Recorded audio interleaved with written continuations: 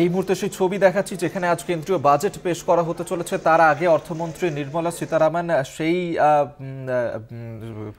যেখানে আজকের এই বাজেট পেশ করা হবে সেই ট্যাব এই মুহূর্তে দেখতে পাচ্ছেন, যেখানে একটি লাল খামের মধ্যে সেই ট্যাবটি রয়েছে এবং এই ট্যাব থেকেই একের পর এক যে বাজেট থাকছে সেই বাজেট তিনি পেশ করবেন। সেই ছবি এই মুহূর্তে সরাসরি আপনাদেরকে আমরা দেখাচ্ছি। অর্থমন্ত্রী নির্মলা সীতারামন তিনি অষ্টমবারের জন্য বাজেট পেশ করতে চলেছেন এবং নজির গড়বেন তিনি একটানা অষ্টমবার বাজেট পেশ করে।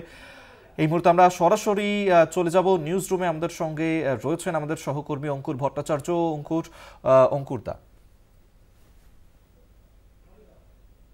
11টার সময় বাজেট পেশ করার কথা কেন্দ্রীয় অর্থমন্ত্রী নির্মলা সীতারামনের। গতকালই সংসদের অধিবেশনে, রাজ্যসভা এবং লোকসভার যৌথ অধিবেশনে তার বক্তব্য পেশ করেছেন রাষ্ট্রপতি দ্রৌপদী মুর্মু এবং সেখানে তৃতীয় বৃহত্তম অর্থনীতির দিকে দেশ এগিয়ে চলেছে কেন্দ্রের বিজেপি সরকারের নেতৃত্বে, সে কথাও জানিয়েছেন রাষ্ট্রপতি। তার পাশাপাশি ইকোনমিক সার্ভে পেশ করা হয়েছে, যে সার্ভেতে বলা হয়েছে দেশ অর্থনৈতিকভাবে পোক্ত ভিতের ওপর দাঁড়িয়ে এবং আগামী দিনে 6.3 থেকে 6.8% আর্থিক বৃদ্ধির হার হতে পারে বলেই দাবি করা হয়েছে ইকোনমিক সার্ভের যে রিপোর্টে। যদিও এই যে সার্ভের যে রিপোর্ট সেটা গতবার যেটা ছিল 8.2, সেটা তার থেকে অনেকটাই কম দেখা যাচ্ছে। 6.3 to 6.8 এমনটাই হবে বলে মনে করা হচ্ছে। ন্যাশনাল স্যাম্পল সার্ভের পক্ষ থেকে বলা হয়েছে এই আর্থিক বৃদ্ধির হারটা 6.4 অবধি ম্যাক্সিমাম হতে পারে, এমনটাই আশা প্রকাশ করা হয়েছে। আমরা যদি দেখি যে এই মুহূর্তে দাঁড়িয়ে ঠিক কোন জায়গায় দাঁড়িয়ে রয়েছে অর্থনীতি, সেই দিকে তাকালে আমরা দেখতে পাবো যে সামনে মানে বারবার যে চিন্তাটা হচ্ছে মধ্যবিত্ত তারা কি পেতে পারে, একরাশ প্রত্যাশা রয়েছে। কারণ দেশে যেহেতু চাহিদার যে জায়গাটা, সেই চাহিদার জায়গাটা যথেষ্ট কমে গিয়েছে। নিত্য প্রয়োজনীয় ভোগ্যপণ্য যেগুলো রয়েছে, চা, কফি, বিস্কিট, শ্যাম্পু, তেল, এইদের যে চাহিদাটা সেটা যথেষ্ট পরিমাণে কমে গিয়েছে। ফলে যারা এক্ষেত্রে বিনিয়োগ করে, অর্থাৎ বেসরকারি বিনিয়োগ, সেটাও খানিকটা কম। শেয়ার বাজারের দর খানিকটা কমে গিয়েছে। বিদেশি ডলার যেটা শেয়ার বাজারে বিনিয়োগ হয় সেটা খানিকটা মুখ ফিরিয়েছে, যে কারণে ডলারের তুলনায় টাকার দাম আরও খানিকটা পড়েছে। এই পরিস্থিতিতে দাঁড়িয়ে সংস্কার পথে হাঁটবেন কেন্দ্রীয় অর্থমন্ত্রী, নাকি ভারসাম্যের বাজেট করবেন, না জনমোহিনী বাজেট করবেন, সেটা একটা বড় প্রশ্ন। এবার যদি সংস্কারের কথা ভাবি, কারণ এই সংস্কারের কথা এখনো পর্যন্ত গত 10 বছরে এই মোদী সরকার বারংবারই ভারসাম্যের বাজেট পেশ করেছে। সংস্কারের পথে এখনো পর্যন্ত সেই অর্থে হাঁটতে দেখা যায়নি মোদী সরকারকে। এবং এবছর কিন্তু তার একটা সম্ভাবনা রয়েছে, তার কারণ সামনে রয়েছে দিল্লি বিধানসভা নির্বাচন। যে বিধানসভা নির্বাচনে বিজেপি সরকারের তেমন কোনো স্টেক নেই। লোকসভায় 7টি আসনে 7টি আসন জিতলেও তেমন কোনো স্টেক নেই। বিধানসভাতেও গতবারও পর্যুদস্ত হয়েছিল, মাত্র 7টি আসন ছিল বিজেপির। অন্যদিকে বছরের শেষে রয়েছে বিহার বিধানসভা 243 আসনের। ফলে এর মাঝখানে নির্বাচনের যে চাপ, সেই চাপটা সেই অর্থে নেই। কিন্তু অবশ্যই বাজেটের একটা অভিমুখ থাকে রাজনীতি, ফলে সেই দিক থেকে সংস্কারের পথে হাঁটতে গেলে যদি শিল্পক্ষেত্রে যদি নজর দিতে হয়, তাহলে বিরোধীদের পক্ষ থেকে যে মধ্যবিত্তরা যে যথেষ্ট সমস্যা রয়েছে সেই প্রশ্নটা উঠবে। সেই দিক থেকেই মধ্যবিত্তকে আয়করে খানিকটা হলেও ছাড় দিয়ে তাদের সুরাহার বন্দোবস্ত করবেন কিনা কেন্দ্রীয় অর্থমন্ত্রী, সেটা নিয়ে প্রশ্ন রয়েছে। তার পাশাপাশি কৃষি পণ্যের দিকে যদি দেখি, আমরা দীর্ঘদিন ধরে দেখছি দিল্লির সীমানায় সেখানে কৃষির তে ন্যূনতম সহায়ক মূল্য বৃদ্ধি, তার পাশাপাশি বিদ্যুতের মাশুল এবং এই সমস্ত বিষয়গুলো নিয়ে যে আন্দোলন চলছে, তার প্রেক্ষিতে এখনো পর্যন্ত কৃষি ঋণের বিষয়ে তাদের সঙ্গে আলোচনা করেনি মোদী সরকার। ফলে দেশের প্রান্তিক মানুষের জন্য আদৌ মোদী সরকার কতটা ভাবছে তা নিয়ে প্রশ্ন উঠে গিয়েছে। যদিও গতকাল আমরা দেখেছি প্রধানমন্ত্রী নরেন্দ্র মোদী সংসদের বাইরে দাঁড়িয়ে যে কথা বলেছেন, দেবী লক্ষ্মীকে প্রণাম জানিয়ে তিনি বলেছেন গরিব এবং মধ্যবিত্তর যেন সুরাহা হয়। ফলে সেই জায়গা থেকেই প্রত্যাশাটা আরও বেড়েছে।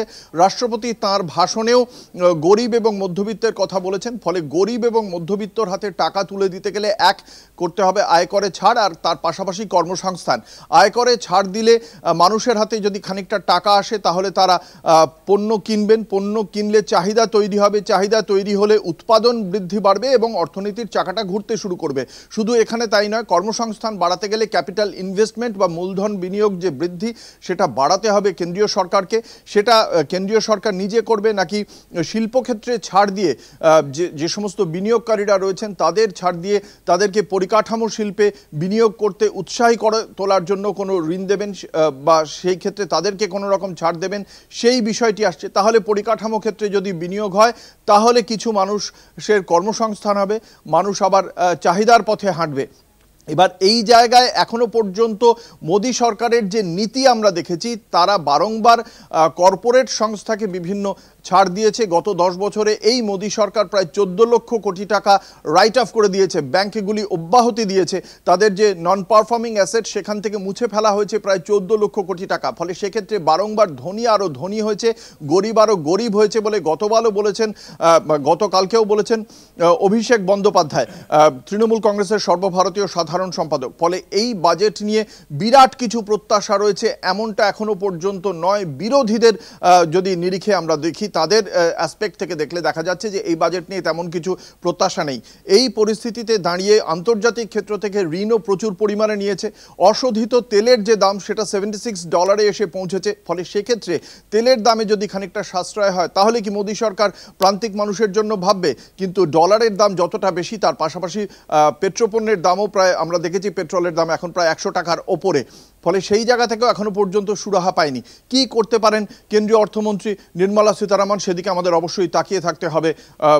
অভিক, অবশ্যই আমাদের সঙ্গে থাকো। আমাদের সঙ্গে নিউজ রুম থেকে রয়েছেন অঙ্কুর ভট্টাচার্য, আমাদের সহকর্মী। অর্থাৎ আজকে তৃতীয় মোদী সরকারের প্রথম পূর্ণাঙ্গ বাজেট পেশ করা হতে চলেছে সকাল 11টার সময়।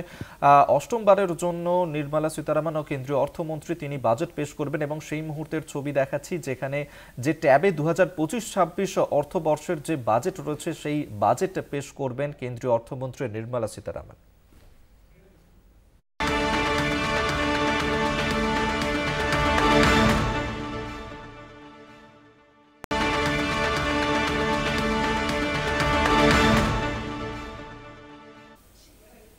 আজ কেন্দ্রীয় বাজেট পেশ করা হবে। তৃতীয় মোদী সরকারের প্রথম পূর্ণাঙ্গ বাজেট পেশ বেলা 11টার সময় কেন্দ্রীয় অর্থমন্ত্রী নির্মলা সীতারামন তিনি বাজেট পেশ করবেন। আমরা এই নিয়ে কথা বলবো সরাসরি নিউজ রুম থেকে। আমাদের সঙ্গে রয়েছেন আমাদের সহকর্মী অঙ্কুর ভট্টাচার্য। অঙ্কুরদা, যে বিষয়টা জানতে চাইবো যে আজকে এই 2025-26 অর্থবর্ষের বাজেটের ক্ষেত্রে কেন্দ্রীয় অর্থমন্ত্রী তার কি কৌশল থাকতে পারে? সেক্ষেত্রে কি সাধারণ মানুষ যারা যে সমস্যার মধ্যে দিয়ে যাচ্ছেন এই মুহূর্তে সেগুলো মেটানোই কি মূল লক্ষ্য থাকবে, নাকি সব সেক্টরের দিকেই যে প্রত্যাশা রয়েছে সেগুলোর দিকেও নজর দেবে কেন্দ্র সরকার? দেখো, তুমি যে কথাটা প্রথমেই বললে যে সাধারণ মানুষের জন্য কি ভাববেন, আমরা প্রধানমন্ত্রী নরেন্দ্র মোদীর মুখে শুনলাম গরিবের কথা, মধ্যবিত্তের কথা। তিনি মা লক্ষ্মীর কাছে প্রার্থনা করেছেন সেটাই। এবং এই যে মা লক্ষ্মীর কাছে প্রার্থনা করছেন প্রধানমন্ত্রী, সেখান থেকেই হিন্দুত্বের দিকটা তুলে ধরছেন বিরোধীরা। রাষ্ট্রপতি দ্রৌপদী মুর্মু, তার কথাতে উঠে এসেছে দরিদ্র এবং মধ্যবিত্তের কথা। আমরা যদি দেখি ইকোনমিক সার্ভে, সেখানে বলা হচ্ছে একটা পোক্ত ভিতের ওপর দাঁড়িয়ে রয়েছে এই ভারতীয় অর্থনীতি। 90-এর দশকে একটা জনপ্রিয় হিন্দি ছবিতে নানা পাটেকরের একটি ডায়ালগ ছিল, যে ডায়ালগে বলা হয়েছিল 100 में से 80 বেঈমান फिर भी मेरा भारत महान। আমরা যদি দেখি যে এই ইকোনমিক সার্ভে যেখানে বলছে পোক্ত অর্থনীতির ওপর দাঁড়িয়ে, ঠিক তখনই যদি দেখি তার বৈপরীত্যটা কোথায়। গত 10 বছরে দরিদ্র বা মধ্যবিত্তের জন্য কিচ্ছু করেনি। গতকালও আমরা গত বৃহস্পতিবার যে সিদ্ধান্ত ঘোষণা করেছে insurance regulatory authority of India বা IRDA, সেখানে বলা হচ্ছে স্বাস্থ্যক্ষেত্রে প্রিমিয়ামের যে বৃদ্ধি সেটা সর্বোচ্চ করা যেতে পারে 10%। কেন 10% হবে? একজন যারা প্রবীণ নাগরিক, তাদের কোনো ইনকাম নেই, পেনশনের ওপর ভিত্তি করে তাদের সংসার চলে, তারা এই 10%-এর কাছাকাছি এই বৃদ্ধিটা প্রতি বছর কি করে হজম করবেন? ফলে দরিদ্রদের জন্য ভাবা হচ্ছে এমনটা নয়। গত 2 বছর ধরে শিক্ষাক্ষেত্রে বাজেট বরাদ্দ কমেছে। অর্থাৎ একজন মানুষ, একজন পড়ুয়া, সে যদি উচ্চশিক্ষার জন্য যেতে চায়, ইউজিসিতে 61% বাজেট বরাদ্দ কমিয়ে দেওয়া হয়েছে। ফলে সে শিক্ষিত হতে পারছে না।